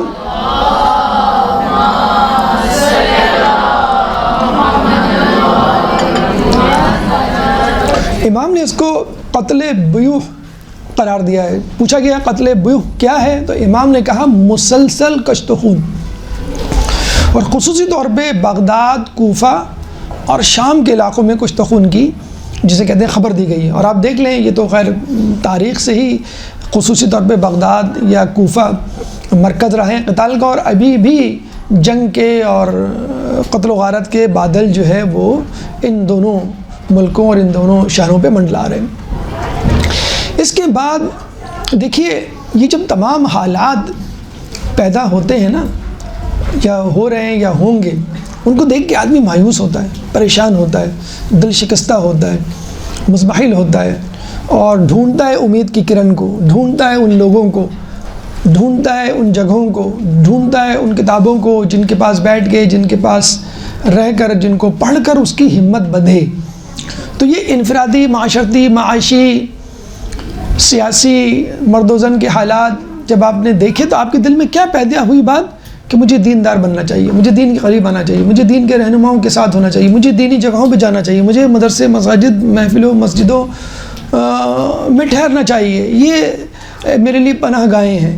سب سے زیادہ خطرناک صورتحال دینداروں کی ہوگی، جس کو سمجھنا بہت زیادہ ضروری ہے۔ یعنی اب تک کے حالات تو ہم یہ کہہ کے جان چھڑا سکتے ہیں ان سے ہمارا کیا تعلق، یہ تو بے حجاب لوگ ہیں، یہ تو بے نمازی لوگ ہیں، یہ تو گناہ گار، ہم تو دیندار ہیں، ہم تو محجبہ ہیں، ہم تو بارش ہیں، ہم تو نماز پڑھنے والے، روزہ نہیں، ہم تو ہمارے۔ اب آپ دیکھیے دینداروں کا کیا حال ہوگا، اتنا برا احوال ہے کہ آپ تھرا جائیں، اور اس میں ذمہ داری کیا بنتی ہے اس کا بھی بہرحال حل تو موجود ہے۔ عمومی حالات دینداروں کے کیا ہوں گے؟ اسلام کا نام رہ جائے گا، حقیقی روح نہیں ہوگی۔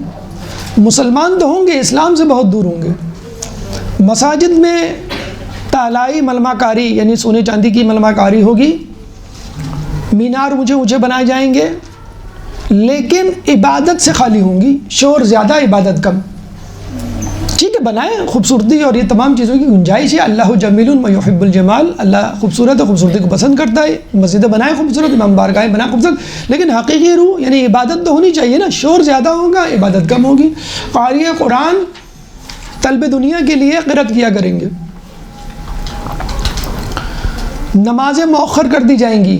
کتنا زیادہ کامن ہو گیا ہے نمازوں کو تاخیر سے پڑھنا، فویل للمصلین الذین هم عن صلاتهم ساہون، وائے ہو، ویل ہو نمازیوں کے لیے جو نماز میں الکساتے ہوئے آتے ہیں۔ یہ نہیں کہا جو نماز نہیں پڑھتے، ہماری فجر کی نمازیں، صرف فجر کی نمازیں، جو پابند ہیں فجر کے، ان کی بات کر رہا ہوں میں، کیسی ہوتی ہیں فجر کی نمازیں، یہ آیت یاد کرتے ہوئے بستر سے مصلی کی طرف جایا کریں، حقیقت ہے کہ نہیں؟ تو نمازیں مؤخر کر دی جائیں گی، نمازوں کی روح ختم ہو جائے گی، تو اسلام، مسلمان، قرآن اور مسجد سب اصلی روح سے خالی ہوں گے۔ اچھا، ان لوگوں کو گائیڈ کرنے والا کون ہے؟ ان کی کریکشن، مرمت، تعمیر، اصلاح کرنے والا کون ہے؟ عالم، فقہا۔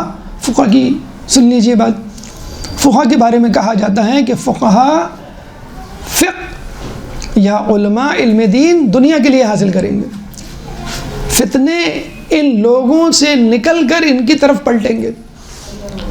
اس زمانے کے علماء بدترین علماء میں شمار ہوں گے، لیکن یہاں پہ ورڈ آف کوشن اچھی طرح سن لیجئے، یہ ان علماء کی بات ہے جو علماء سو ہیں۔ قرآن میں ہے نا کہ اللہ کے نیک بندے تو علماء ہی ہیں، تو کسی نے کہا کچھ علماء تو ایسے ہیں کہ جو اللہ سے خوف کرتے ہیں، تو پوچھا گیا کہ ہمیں کچھ علماء نظر آتے ہیں جو اللہ کا خوف نہیں رکھتے، کہتے ہیں نہیں، علماء میں خوف الہی نہ تلاش کرو، خوف الہی رکھنے والے لوگوں میں عالم تلاش کرو۔ تو حقیقی عالم تو وہی نا جو اللہ سے ڈر رہا ہے۔ امامہ ابا قبا پہن لینا کوئی علامت نہیں ہے، ایک ذمہ داری جو لوگ نبھا رہے ہیں۔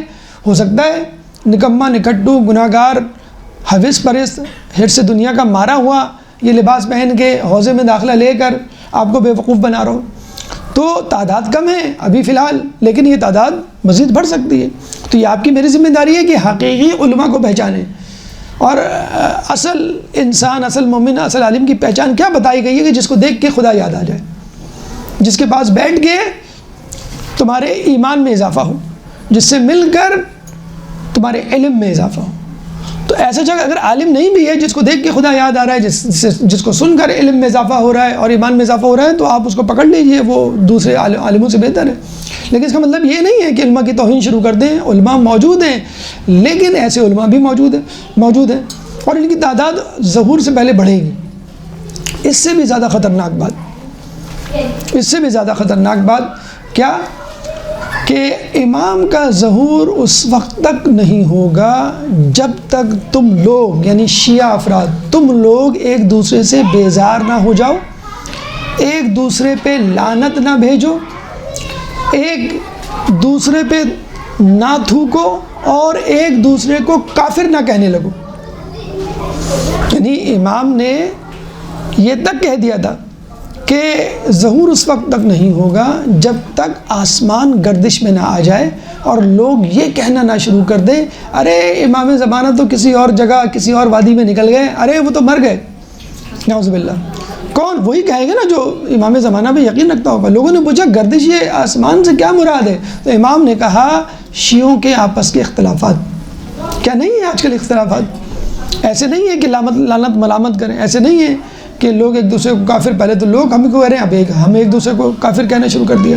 لیکن ایک بات ہے، جب یہ گفتگو سنائی گئی کہ تم لوگ ایک دوسرے سے بیزار ہو جاؤ گے، ایک دوسرے پہ لعنت ملانت بھیجو گے اور تھوکو گے، ایک دوسرے کو کافر کہو گے، تو سننے والے نے مایوس ہو کے کہا کہ اس میں تو کوئی بھلائی نہیں رہی، یعنی اب تو کوئی بھلائی باقی نہیں رہی، اب رہے گا کیا؟ تو کہا گیا کہ اسی میں تو بھلائی ہے، انہی حالات میں ہمارا امام ظہور کرے گا اور یہ ساری باتیں ختم ہو جائیں گی۔